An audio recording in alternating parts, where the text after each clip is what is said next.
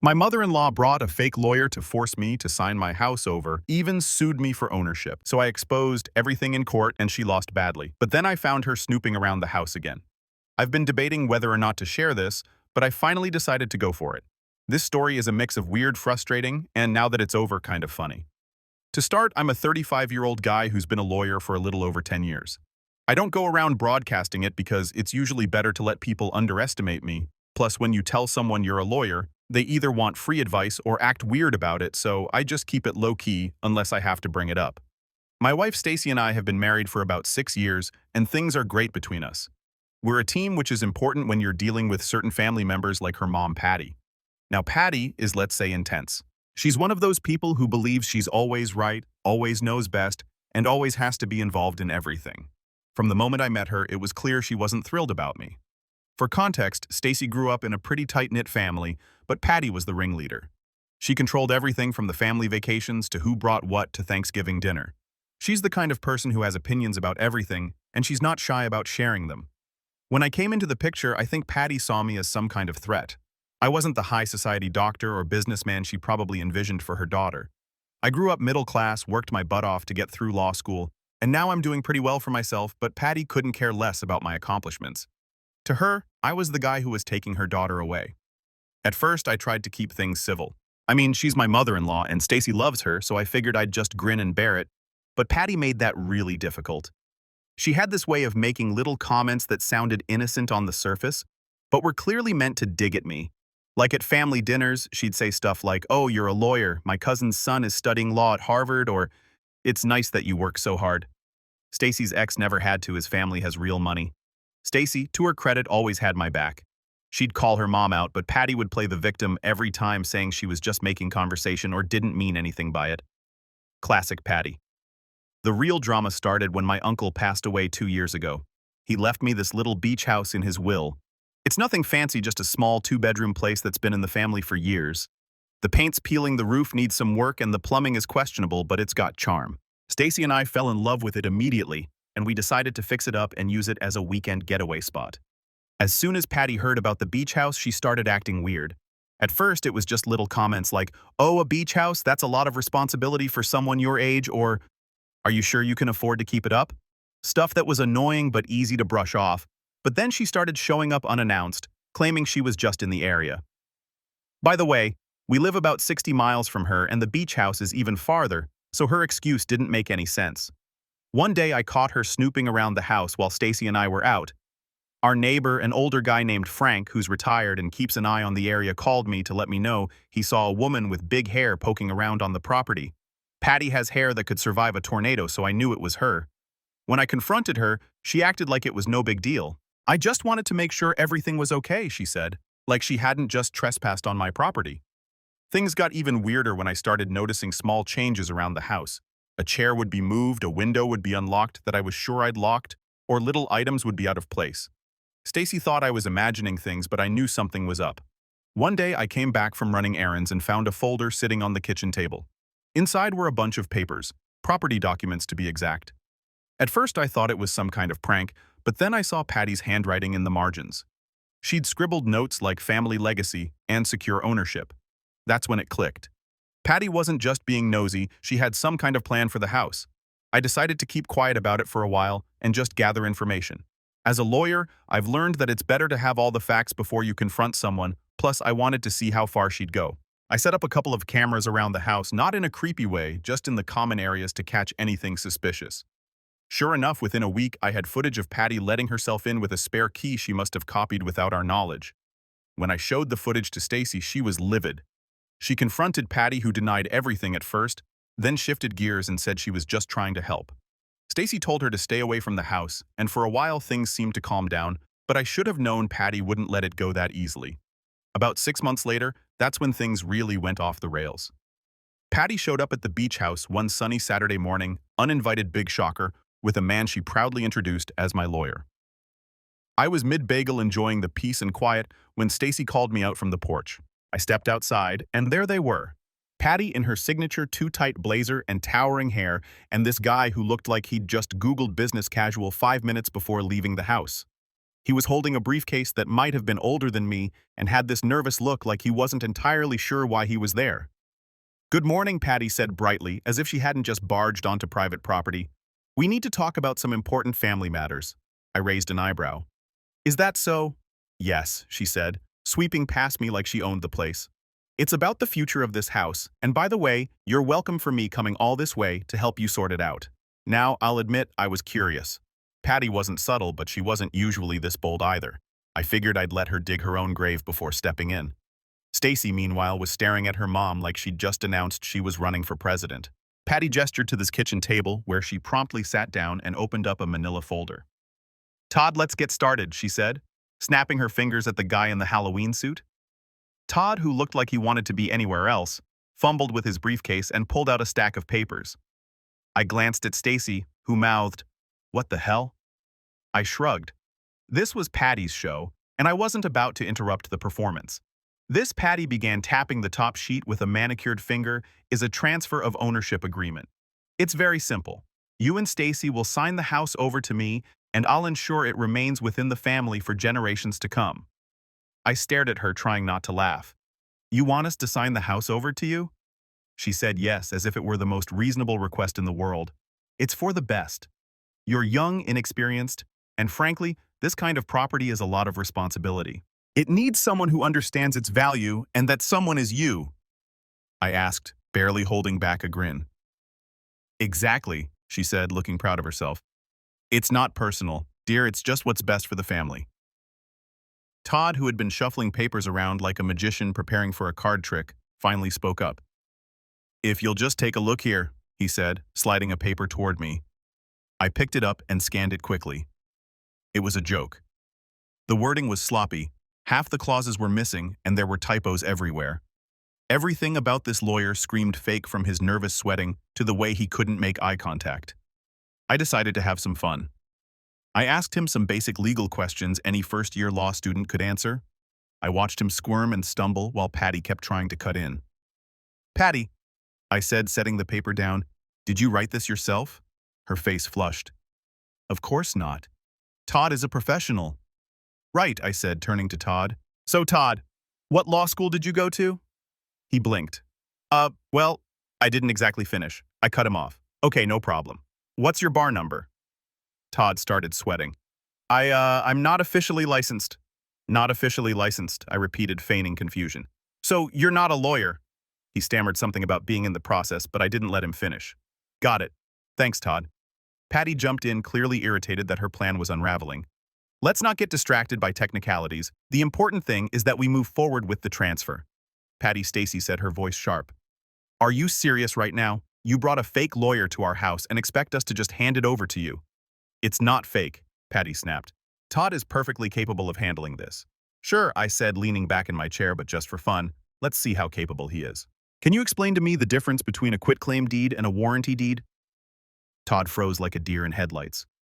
Patty tried to jump in, but I held up a hand. "No, let Todd answer."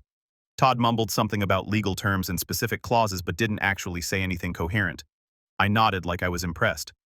"Great," I said. "Now how about you explain the implications of signing a deed transfer without title insurance?" Todd looked like he might pass out. Patty was visibly fuming. "This is ridiculous," she said. "Just sign the papers and we can sort out the details later." I stood up, walked over to my briefcase, and pulled out my own folder. As a practicing attorney, I said, laying the folder on the table, "I have a few concerns about these documents." Patty's jaw dropped. "You're a lawyer." "Yep," I said, popping the P for emphasis, "and these documents, they're garbage." I went through the papers one by one, pointing out every error and explaining in excruciating detail why they were not only invalid, but also borderline fraudulent. By the time I was done, Todd was visibly shaking and Patty was staring daggers at me. "You've made your point," she said through gritted teeth. "Oh, I'm not done," I said, pulling out my laptop. "You've been poking around the property records, haven't you? Did you think I wouldn't notice the unauthorized inquiries?" Patty's face went pale. "I don't know what you're talking about." "Sure you don't," I said, opening up an email on my screen. "This is from the county clerk. It shows that someone made multiple inquiries into the title history of this property using your email address. Care to explain?" Patty stood up abruptly, knocking her chair over. "I was just looking out for the family," she shouted. By trying to steal our house, Stacy shot back. This is insane, Mom. You need to leave. Patty glared at us, then turned to Todd. We're leaving.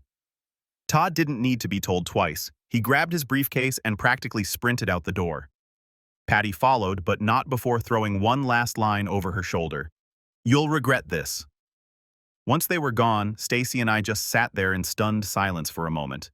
Well, she said finally that was something. Something I'll be filing away for future reference, I said, and that's how Patty's first big plan completely fell apart. I didn't know it at the time, but this was only the beginning of her antics. After Patty's grand transfer, the house-to-me scheme fell apart. She decided to go into full-blown damage control mode. And when I say damage control, I mean she started dialing up family members like she was campaigning for office. Apparently, Patty's version of events went something like this. I was an evil, controlling husband who was tearing the family apart, brainwashing Stacy and forcing her to cut ties with her loving mother. According to Patty, I was practically twisting my villainous lawyer mustache while plotting to destroy everything she held dear. Now, Stacy's family is pretty tight-knit, but they're also not stupid. Most of them know Patty's flair for drama and her habit of bending the truth like it's a yoga pose. Still, a few relatives called me up curious about what was really going on. After I explained the whole situation, most people just laughed and told me not to worry. Apparently, Patty had been pulling stunts like this for years, though, maybe not on this scale. Her reputation for creative truth-telling, as one cousin put it, had already earned her a fair share of skeptics in the family. But not everyone brushed it off so easily. A couple of her die-hard supporters, like her sister Beverly, who's basically Patty's clone, weren't so quick to believe me. Beverly called Stacy, and let me tell you, that was a fun conversation to overhear. Stacy, I just don't understand why you're letting your husband come between you and your mother, Beverly said in that holier-than-thou tone that runs in their family. My husband isn't the problem, Beverly, Stacy shot back. Mom is the one who tried to steal our house. Well, that's not what she told me, Beverly said, like she was some kind of detective uncovering the truth. Of course it's not, Stacy replied, because if she told you the real story, you'd see how ridiculous she's being. Beverly tried to argue, but Stacy shut her down. Look, you can believe whatever you want, but I was there. I saw what she did. End of discussion. Stacy hung up, and I swear I could see the steam coming out of her ears. I don't know why I even bother with her, she muttered. Meanwhile, Patty wasn't just working the phones. She was also working herself into a frenzy. She started showing up at family events with this air of martyrdom, dropping little comments about how she wasn't sure she'd ever see her daughter again, or how some people don't appreciate family anymore. It was peak passive-aggressive Patty, and honestly, it was almost impressive how far she could take it. But things escalated to a new level when Patty's antics spilled over into her professional life. Apparently, she'd been using company resources to dig up information about the beach house. She must have thought no one would notice, but of course someone did. One day, Stacy got a call from one of her cousins who works in HR. Small world, right? Did you hear about Patty, the cousin asked. What about her, Stacy replied. She got fired. Apparently, she was using her work email to look up property records and send messages about something shady. Stacy put the phone on speaker so I could hear, and we both just stared at each other in disbelief. Patty got herself fired trying to dig up dirt on us. It didn't take long for the rest of the family to find out, and let's just say Patty's reputation took another hit. A few people who had been on the fence started calling us to apologize for doubting our side of the story. I can't believe she went that far, one of Stacy's cousins said. She always seemed pushy, but this is next level. Yeah, I said, welcome to the club. With her job gone and her family starting to distance themselves, Patty's social calendar started looking pretty empty. But if you think that slowed her down, you don't know Patty. A week after she got fired, we started getting weird messages from mutual acquaintances. Stuff like Patty says she's really worried about you guys, or Patty mentioned you might be struggling financially. Do you need any help? It didn't take a genius to figure out what she was doing. She was trying to plant the idea that Stacy and I couldn't handle the beach house. I guess in her mind, if enough people believed we were incapable, she'd swoop in as the hero to save the day. I considered confronting her, but Stacy convinced me to let it go. She's digging her own grave, Stacy said. Let her keep talking. It just makes her look worse. And she was right. The more Patty talked, the more people started to see through her. Even her die-hard supporters like Beverly were starting to get tired of the drama. But just when we thought things were finally settling down, Patty pulled her boldest move yet. About a month later, we got a notice in the mail. It was from a lawyer, an actual licensed one this time, informing us that Patty was suing us. When I opened the letter and read the details, I couldn't believe what I was seeing. Patty was claiming that she had financially contributed to the repairs and upkeep of the beach house and therefore had a valid stake in it. Never mind the fact that the house had been left to Stacy and me outright in my uncle's will. I sat there in stunned silence for a moment before bursting out laughing. "She's suing us," I said, waving the letter at Stacy. "For what?" she asked, grabbing the paper. "Apparently she thinks she owns part of the house now," I said, still laughing because you know all those non-existent financial contributions she made. And just like that, we were back in the thick of it. After we got the notice, I started gathering everything: bank statements, receipts, contracts with repair companies, and even emails related to the estate. I wasn't about to let her muddy the waters with vague claims and manipulative theatrics. Stacy understandably was livid. She didn't pay for a single thing. How does she think she's going to prove this? "She's banking on us not being able to prove it either," I said. "But we can, and we will.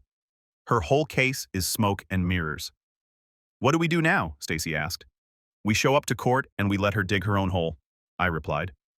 When the court date finally arrived, we walked into the courtroom prepared for anything. Patty, of course, was already there, seated at the plaintiff's table with her lawyer. Unlike the fake lawyer Todd, this one at least looked professional, though he didn't seem particularly enthusiastic about the case. Patty, on the other hand, was in her element. She was dressed in her signature over-the-top style and had this smug expression like she'd already won. We sat down, and the judge entered, an older woman who radiated authority. She got straight to business, asking Patty's lawyer to present their case. Patty's lawyer stood up and began what was clearly a rehearsed speech. He started by praising Patty's character, describing her as a dedicated and loving mother who only wanted to preserve the family's legacy. Then he moved on to her claims, stating that Patty had personally invested significant funds into the repair and maintenance of the beach house to ensure it remained in good condition. "She has receipts," I whispered to Stacy, raising an eyebrow. "She has nerve," Stacy muttered back. Patty's lawyer continued explaining that while the house was indeed inherited, Patty's alleged financial contributions created an implied interest in the property. She acted in good faith to protect and preserve the family's asset, he concluded. When it was my turn, I decided to keep it short and sweet. "Your Honor, the plaintiff's claims are entirely unfounded. The house was left to my wife and me as part of my uncle's will. It is our property, and there was never any agreement, verbal or otherwise, for shared ownership. The plaintiff has no documentation to support her claims because they are simply not true." The judge nodded and motioned for Patty to take the stand. Patty walked up like she was about to deliver the performance of her life. "Mrs. Patty," her lawyer began, "can you explain your involvement with the repairs and maintenance of the beach house?" "Of course," she said, clasping her hands together. "When I heard about the house being left to my daughter and son-in-law, I was so happy for them. But the house needed a lot of work and they were overwhelmed, so I stepped in to help." "And how did you help?" the lawyer asked. "I paid for several repairs," Patty said confidently. "Plumbing, roof work, even some landscaping. I didn't keep track of every little thing because, well, they're family. I just wanted to make sure the house was livable." I watched her with a neutral expression, but inside I was shaking my head. Patty's ability to spin a story was almost impressive. Her lawyer pressed on. "So, you contributed financially to the upkeep of the house?" "Yes," she said. "I even offered to oversee some of the work myself." "Did the defendants acknowledge these contributions?" "It was understood," she said, using her favorite vague excuse. When it was my turn to cross-examine, I walked up to the stand with my stack of documents. "Mrs. Patty, I began you claim to have contributed financially to the repairs of the beach house. Can you specify the amounts and dates of these payments?" She hesitated. "Well, I didn't keep an exact record, but it was thousands of dollars over several months." "Thousands of dollars," I repeated. "And how were these payments made?" "Check cashed directly to the contractors."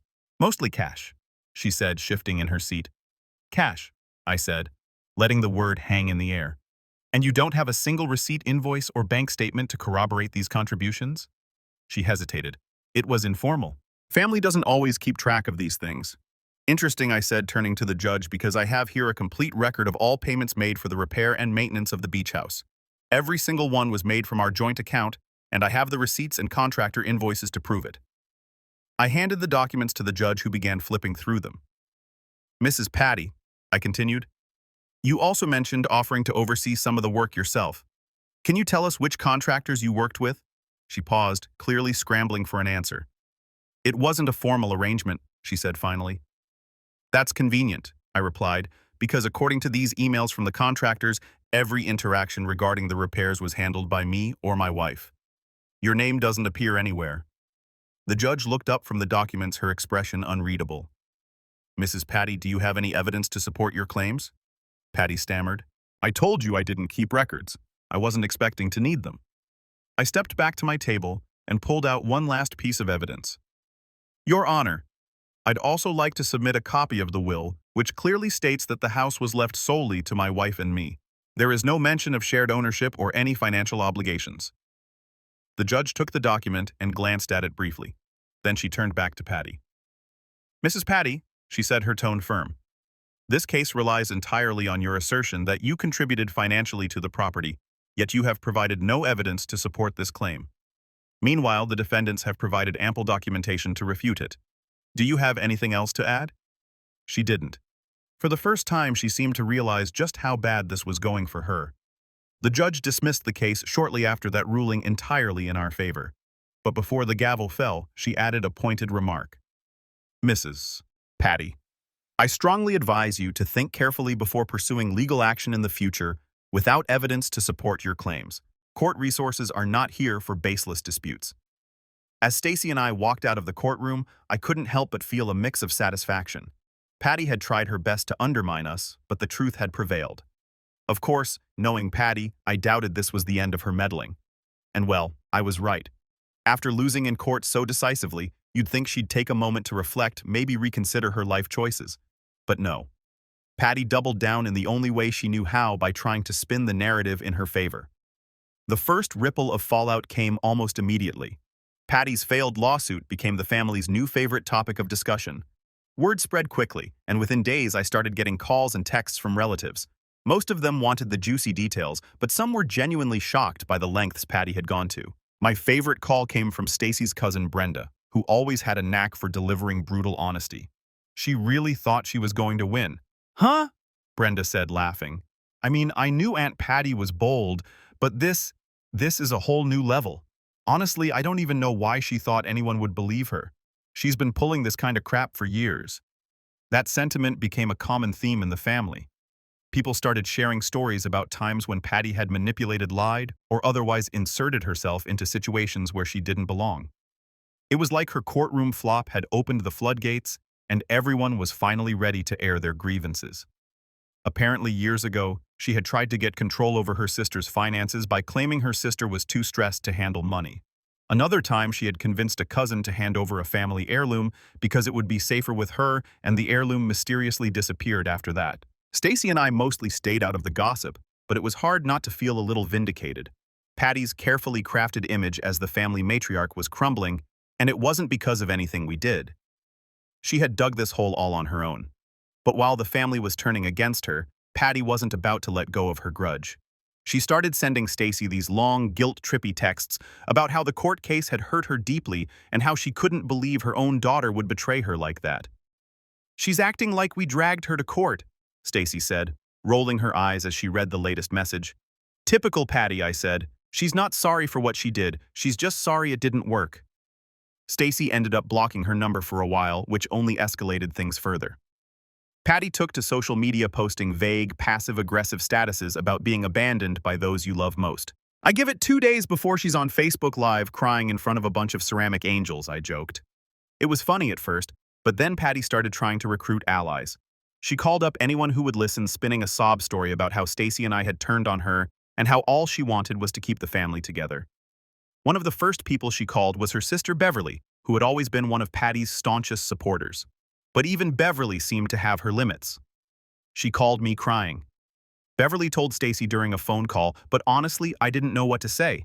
I mean, you're my niece, and what she did, it was wrong. I can't defend her this time. Hearing that from Beverly was a big deal. If Patty was losing her, she was losing her biggest cheerleader. Despite the backlash, Patty wasn't ready to go quietly. Her next move was to try to appeal to the family matriarch, Stacy's grandma, who had always been a neutral party in family disputes. Patty drove out to see her unannounced as usual and spent 2 hours crying about how she'd been wronged. To her credit, Grandma didn't buy into it. According to Stacy's cousin Brenda, who heard the story later, Grandma told Patty in no uncertain terms that she needed to stop causing drama and take responsibility for her actions. She said that Stacy asked when Brenda relayed the story. Yep, apparently Grandma told her, I love you, but this is your mess and you need to clean it up. Patty, of course, left in a huff, but the damage was done. She'd alienated almost everyone in the family, and no amount of crocodile tears could fix that. Meanwhile, Stacy and I felt free. The beach house was finally ours, the lawsuit was behind us, and Patty had gone quiet for a little while anyway. But in the back of my mind, I knew it was only a matter of time before she pulled another stunt. Stacy and I talked a lot about what our future with Patty would look like. I was ready to cut ties completely. After everything she'd done, I couldn't see a path forward. But Stacy wasn't there yet. "She's still my mom," she said one night as we sat on the porch. "I know she's toxic, and I know she's done awful things, but it's hard to let go completely. What if she really does change?" I didn't want to push her, but I also knew that holding on to hope with someone like Patty could be dangerous. "I get it," I said carefully, "but you've seen what she's capable of. This isn't just a bad habit or a personality quirk. She's deliberately tried to hurt us. That's not something you can just forgive and forget." Stacy sighed. "I know.